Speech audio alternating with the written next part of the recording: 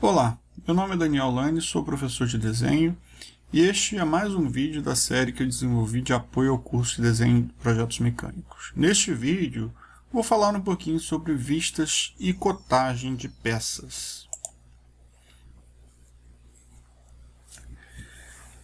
Nas peças mecânicas, a gente vai ter aí vários tipos de vistas. A principal delas, como o nome já diz, são as vistas principais. Então a gente tem a vista frontal, uma das laterais e a superior ou inferior.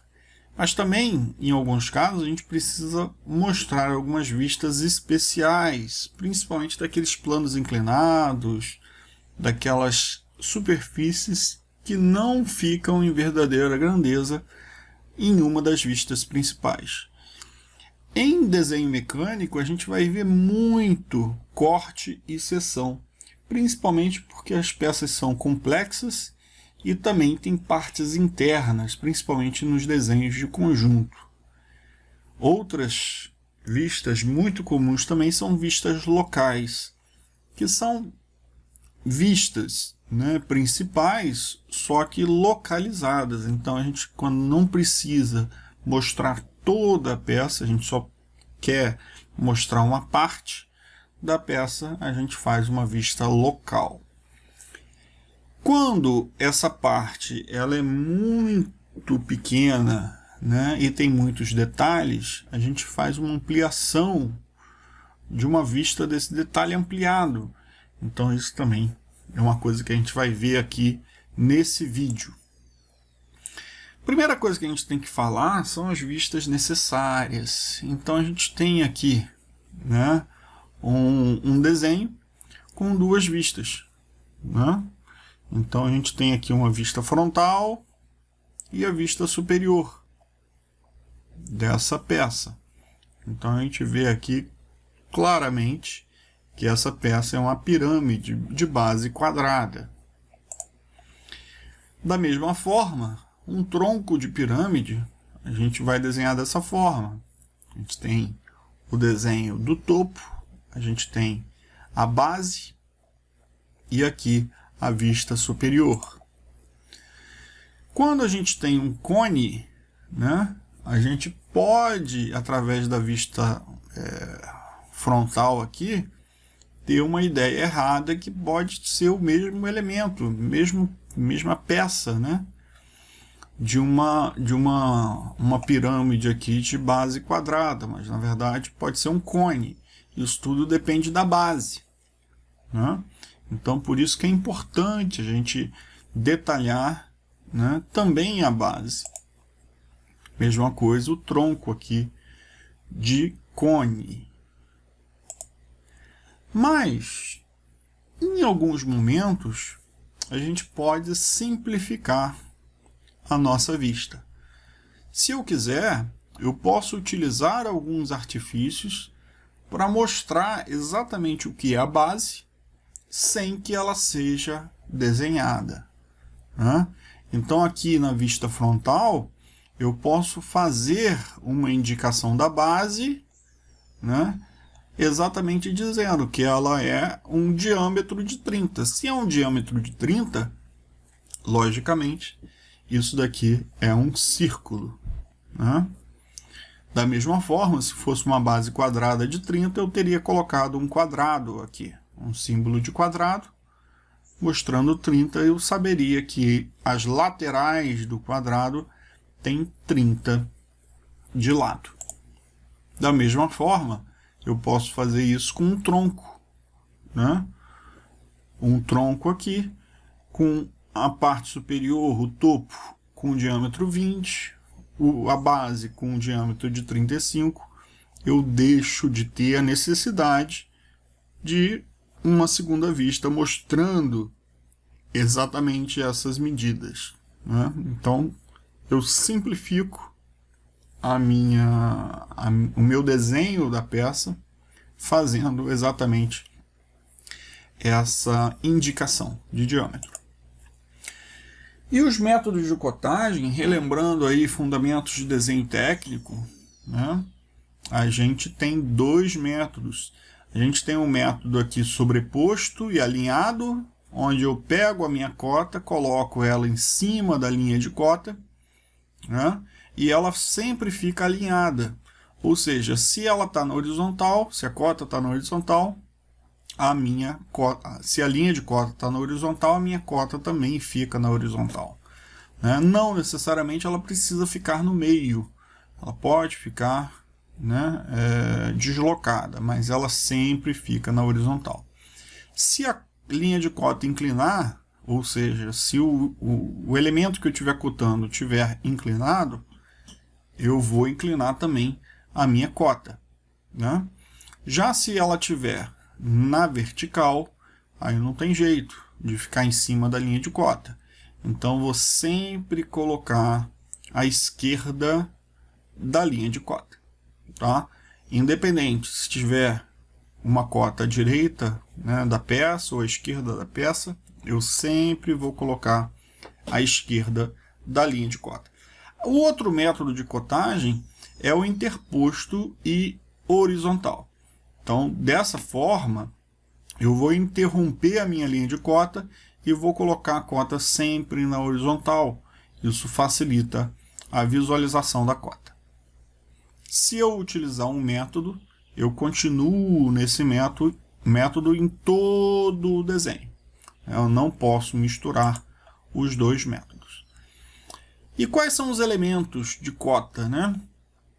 De cotagem? A cota, propriamente dita, é o número que vai determinar exatamente o comprimento, né, do elemento, ou a angulação, né, dependendo do que você está cotando. E essa cota ela vai ter a unidade exatamente do que está, né, o desenho, está informado lá na legenda. Se for uma unidade diferente, ela tem que estar informada aqui junto da cota. Eu sempre vou ter linha de chamada ligando exatamente o que eu estou cotando, né, o elemento que eu estou cotando, até a linha de cota. A linha de cota ela é sempre paralela ao que eu estou cotando, né, e tem sempre uma terminação aqui, que na maioria dos casos, principalmente para desenhos mecânicos, são utilizados setas. Né, mas eu sempre posso utilizar também traços oblíquos a 45 graus, ou em alguns casos, principalmente aqueles que eu tenho pouco espaço, eu posso colocar um ponto. Né? As setas, elas podem ser setas abertas ou fechadas, né? Podendo inclusive estar totalmente sólidas ou não. Tá? Essa daí varia de acordo com a preferência do desenhista. Existem algumas boas práticas que eu vou passar aqui rapidamente, né, que são sempre cotar, se possível, né, preferencialmente, o diâmetro no círculo. Então, se eu tiver o círculo ou o raio, eu vou tentar cotar sempre nele. Né? Agora, se eu só tiver, né, o furo ali desenhado, eu posso colocar o diâmetro. Mas se eu tiver as duas vistas, né, eu sempre vou preferir cotar o círculo. Tá? Sempre tenho que evitar cotar linhas tracejadas, porque elas podem aqui dar um entendimento errado das linhas. Né? Sempre que possível eu vou cotar, né? Se tiver que cotar aquele furo, eu vou cotar ele cortado. Né? Então eu faço um corte na vista e faço a cotagem através daquela vista cortada. Eu sempre evito aqui cortar a minha cota com linhas, né? Principalmente linhas de centro, porque isso dificulta a visualização. Então, se tiver uma linha de centro ali, eu faço um deslocamento da cota. E sempre que possível, né, deixar a cota próxima à minha peça. Né? Não deixo ela muito longe. Por quê? Porque senão eu dificulto a visualização da cota e eu dou mais importância aqui às linhas de cota do que às linhas do próprio desenho. Lembrando que essa linha de cota e linha auxiliar de cota, ela é com linha estreita, né? Diferente dos contornos e arestas do desenho, que é a linha larga. Indicação de raios, é muito comum a gente indicar raios apenas com a linha, né, de cota e a terminação aqui, numa seta, né, indicando o valor da cota para o raio, né? Então, normalmente, onde eu começo ou termino aqui a minha linha de cota é o meu centro, tá? Que pode ser indicado ou não, tá? Então, muitas vezes, quando a gente tem muitas linhas, muitos raios no meu desenho, eu não indico a linha de centro para não ficar poluindo. Em raios muito grandes, onde o centro ele fica fora do desenho, eu posso fazer um zigue-zague na linha para indicar que o centro não é, né, dentro do meu desenho. Ele está para fora, né, principalmente para raios muito grandes. Outra coisa importante é a gente cotar sempre a posição além da grandeza. Então aqui a gente tem um ressalto. Esse ressalto ele vai ter um tamanho, mas além do tamanho ele vai ter uma posição definida na minha peça. Então eu tenho que cotar essa posição em referência aí a uma lateral ou algum outro elemento da minha peça. Mesma coisa quando eu tenho um furo. Esse furo, principalmente o centro dele, tem que ser cotado, tá? Cotagem de chanfro também é importante, principalmente em peças mecânicas. O chanfro é uma quebra, né, nas laterais da minha peça. Então eu posso cotar dessa forma aqui, 2 vezes 45 graus, quando eu tenho ângulos de 45 graus. Então, como o ângulo aqui é igual tanto para um lado quanto para o outro, eu posso colocar uma indicação única. E o 2 é a dimensão, né? A dimensão desse chanfro. Mesma forma que no desenho de baixo eu tenho 2 vezes 45. Então eu estou medindo aqui 2 a 45 graus. Quando o ângulo é diferente de 45, aí eu tenho que utilizar uma linha base para fazer a minha cotagem de ângulo. Porque ele é 30 graus com relação a quê? Né? Com relação a que base? Então, ele pode ser dessa forma ou invertida. Então, eu tenho que cotar o ângulo, né? E, além do ângulo, eu tenho que cotar também o tamanho desse chanfro, né? Então, aqui eu cotei a distância e aqui eu cotei o diâmetro, ou melhor, né, a diferença de diâmetros, diâmetro menor e o maior. Em alguns casos eu posso ter elementos fora de escala. Então aqui eu tenho 40, mas a gente vê claramente que o desenho em escala, esse elemento aqui não tem 40, né? Isso porque ele foi revisado, né? Então, uma revisão de campo lá, eu posso alterar a cota e coloco um traço para indicar que essa cota ela foi alterada, né? Numa revisão futura, o desenho vai ser ajustado e colocado em escala. Existe a possibilidade também de fazer cotas com verificação e inspeção, né? Principalmente as cotas mais importantes do meu objeto, da minha peça. Então essas cotas, além daquela inspeção de fabricação, ela vai ter uma verificação pela inspeção, né, de qualidade. Vistas locais são importantes, são partes importantes da minha peça, como essa chave aqui de cima, né? Esse ressalto de cima aqui que tem um formato, e esse formato ele só pode ser visto na vista superior. Mas como eu não quero repetir a vista aqui, porque seria um retângulo com esse ressalto, eu faço uma vista local. A diferença da vista local é que eu tenho que sair sempre, né, com um traço ponto até essa vista aqui para poder localizar ela, né? Ela não é uma vista principal, não é uma vista superior. Então eu tenho que identificar que essa vista ela se refere, né, a esse ressalto única e exclusivamente.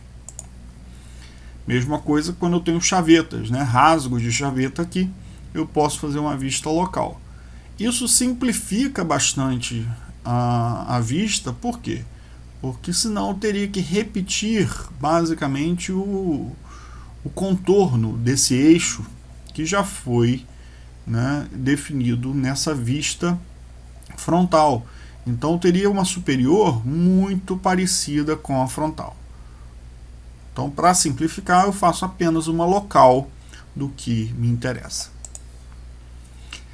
As interseções, muitas vezes, me trazem aqui uma linha complexa, né? Uma elipse.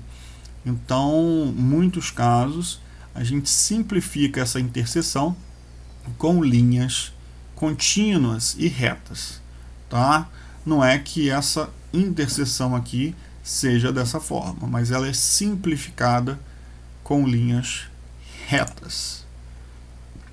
A indicação de forma, ela pode ser feita para esclarecer algum perfil e reduzir a quantidade de vistas, como a gente viu no início do vídeo de hoje. E essa indicação ela pode ser através de diâmetro, através de quadrado, através de raio esférico ou até mesmo de diâmetro esférico, né? Então, todas essas indicações elas são indicações de forma e facilitam aí a identificação dos desenhos. Também posso identificar faces planas. As faces planas elas são indicadas através de um X com linhas estreitas. Então todas essas faces aqui, ó, elas são faces que são planas, tá? Então isso daqui facilita a visualização da minha peça. Também posso reduzir, né, e simplificar a minha peça fazendo interrupções de vistas. Peças muito grandes e repetidas a gente pode tentar interromper dessa forma, né? Então eu faço uma quebra e retiro parte da peça. Lembrando aqui que as cotas elas vão ser mantidas no tamanho real da peça, tá? Elas não reduzem através dessa quebra. Mesma forma, as inclinações elas são mantidas na forma que são exatamente, né? E quando eu interrompo, eu vou fazer um degrau, né? Como está aqui nesse exemplo. Itens repetidos, eles podem ser representados dessa forma, através de linhas de centro, para os furos principalmente, ou através de uma linha contínua, quando eu tenho a repetição de vários itens. Por exemplo, aqui eu tenho uma serra, né, com vários dentes, então eu faço essa repetição simplificada desses itens. Da mesma forma aqui os furos, né? Aqui eu tenho 4 furos e essa peça é simétrica, né? Então aqui eu tenho esses 4 furos na parte de baixo e aqui eu teria 4 furos na parte de cima. E teria aqui esse corte, mostrando exatamente a peça como ela seria em perfil. Detalhes ampliados são muito importantes quando a gente tem peças com complexidade alta, né? Então muitas vezes eu simplifico o desenho numa vista normal, numa vista principal, e através de uma vista ampliada, ou seja, eu peguei aqui numa vista 1:1 e ampliei aqui para 5:1, ou seja, esse detalhe aqui está ampliado 5 vezes em relação ao 1:1 aqui dessa vista. Então, eu só fiz o detalhe ampliado dessa parte da peça que era o que me interessava, né? O resto está definido aqui, né, nesse desenho da vista. Peças adjacentes são muito comuns e facilitam muito o meu projeto, né? Então, quando eu quero fazer uma peça para se encaixar em outra, eu já coloco a outra peça desenhada, e como ela não existe, né, ela não existe nesse projeto, ela vai ser montada no futuro, né, ela vai ser utilizada em conjunto com esse pino, por exemplo, eu coloco esse pino em traço 2 pontos. Traço 2 pontos sempre é alguma coisa que não existe. É colocado ali só para simplificar ou para ajudar, para auxiliar o meu projeto, né? A minha peça ela tem esse contorno aqui em linha larga, né? E cortada exatamente dessa forma como mostra a Ashura. Mesma forma, peças conformadas, né? Eu posso fazer um gancho através de uma barra reta. Então essa barra reta, ela vai ser cortada num tamanho definido, vai ter um tamanho aqui, diâmetro definido, tudo certinho, e a partir da conformação ela vai ser feito o gancho.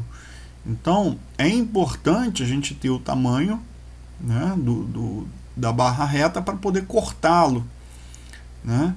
Então foi colocado aqui um traço 2 pontos exatamente para mostrar a diferença entre o processo anterior de corte para o processo final de conformação. Da mesma forma, peças móveis. Quando eu tenho peças móveis, eu posso fazer, né, essa peça nas outras posições em traço 2 pontos, exatamente para ver, né, qual vai ser a projeção, qual vai ser a outra posição de funcionamento. Peças fundidas e forjadas, eu também posso usar essa linha traço 2 pontos para entender qual é o formato, qual é a dimensão da peça futura, né? Numa peça forjada aqui, eu quero ter essa peça no futuro, depois de usinado, né, num formato específico. Então esse formato futuro eu deixo em traço 2 pontos, exatamente para definir aqui qual vai ser a minha peça fundida ou forjada necessária, né, de ser pré-fabricada. Mesma coisa quando eu tenho a peça usinada final e eu tenho que colocar aqui sobre a espessura de material, né, sobre a espessura de material para manter, né, a qualidade aqui da usinagem. Então eu sei que eu tenho que usinar uma quantidade de metal para manter essas superfícies planas, né, manter uma planicidade aqui na base para ela não dar pé manco. Então isso tudo é importante aqui no projeto da peça e posso colocar, utilizando esse traço 2 pontos, essas informações sobre a espessura de material. Outra coisa importante é a indicação de superfícies. Então aqui, por exemplo, eu tenho um recartilhado, né, muito utilizado, por exemplo, em parafusos, porcas e outros elementos, né, que sofrem algum tipo de aperto manual. Então isso daqui ajuda a aumentar a rugosidade da superfície, né? Eu não preciso colocar essa indicação em toda a superfície, eu só coloco em um ou mais lados aqui, mas não preciso lotar essa superfície, né, de linhas para indicar essa superfície rugosa ou com uma direção específica de Ashura. Posso colocar aqui vários cortes na minha peça, tá? Aqui eu tenho 2 cortes, e esse corte ele pode ser pleno, pode ser parcial, pode ser de vários tipos, né? Pode ser inclusive corte local aqui. Então o corte local ele recebe, né, uma linha ou a mão livre ou em zigue-zague, exatamente para definir até onde eu vou cortar. Aqui eu tenho um meio corte cortando só metade da peça, principalmente utilizado aqui em peças simétricas, né? Muito utilizado aí meio corte. Lembrando que sempre que eu corto a peça, independente do tamanho, eu não vou ter linhas tracejadas nessa vista. Então eu não vou mostrar o que está por dentro, aonde não está cortado. Onde está cortado eu mostro exatamente o material, as espessuras, tudo que está por trás, mas aonde não está cortado eu só vejo o que está aparente, só mostro o que está aparente. Outra forma de indicar, né, as espessuras, as seções, é dessa forma, indicando a seção, né, na própria peça, tá? Nesse caso, como eu estou fazendo uma outra vista, aí sim aparecem as linhas tracejadas, né? Então, essa vista de seção aqui é uma outra vista, só que eu utilizei o mesmo espaço, né? Então, o que está achurado é exatamente o que foi cortado nessa seção aqui, mostrada no meu exemplo. Ficamos por aqui, se inscrevam no canal e até o próximo vídeo, pessoal.